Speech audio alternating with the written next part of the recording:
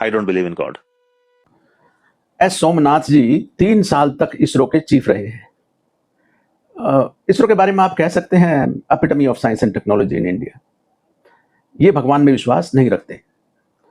अगर ये सही है तो फिर इनके बारे में आपका क्या ख्याल है? आइजक न्यूटन, महानतम वैज्ञानिक, ये भगवान में विश्वास रखते थे।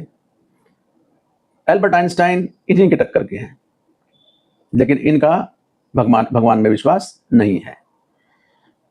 मैक्सवेल, इलेक्ट्रोमैग्नेटिज्म के जनक, ये भगवान में विश्वास रखते हैं। लेकिन आप इन्हें क्या कहेंगे? नील्स बोर, जो क्वांटम फिजिक्स के फाउंडिंग फादर्स में से एक है, ये भगवान में विश्वास नहीं रखते हैं। फैराडे साहब, ये भगवान में विश्वास रखते हैं। वहीं स्टीफन हॉकिंग्स, हमारे जमाने के महान वैज्ञानिक, इन्होंने तो स्पष्ट कहा था अपने जीवन के अंतिम काल में कि कोई भगवान नहीं है। पास्कल, ये भगवान में पूरा विश्वास रखते थे। वहीं रिचर्ड डॉकिंस, सारा का सारा जो आजकल रायता फैला के रखा हुआ है वो यही है, जो ना सिर्फ भगवान को नहीं मानते बल्कि भगवान के नहीं होने का प्रचार भी करते हैं। केपलर, ये भगवान में पूरा विश्वास रखते हैं, और इन्हें कौन नहीं जानता? डार्विन, सही मायने में भगवान के अस्तित्व को लॉजिकली और प्रूफ के साथ में इन्होंने ही उनको खतरे में डाला है। ये बिल्कुल भगवान में विश्वास नहीं रखते थे।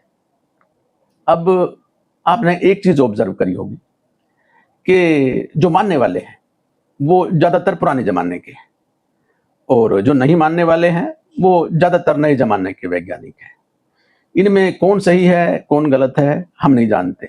हम बिल्कुल साधारण इंसान हैं, हमारी बुद्धि उतनी नहीं है इनके मुकाबले।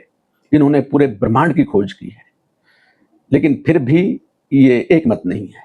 हाँ, ये इस बात पर एक मत जरूर है कि हाइड्रोजन के 2 एटम और ऑक्सीजन का 1 एटम मिल जाए तो पानी बनता है, लेकिन ईश्वर के अस्तित्व को लेकर के इनमें मतभेद है।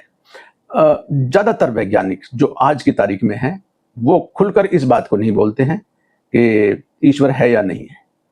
अब आप एक बात समझ लीजिए कि आप कितना अपना दांव पर लगा रहे हैं, ये बहुत सोच समझ करके विचार करिए। कहीं ऐसा ना हो कि आपको जीवन के अंतिम समय में आपको एहसास हो कि आप जो कुछ इन्वेस्ट कर रहे थे वो सब बेकार था।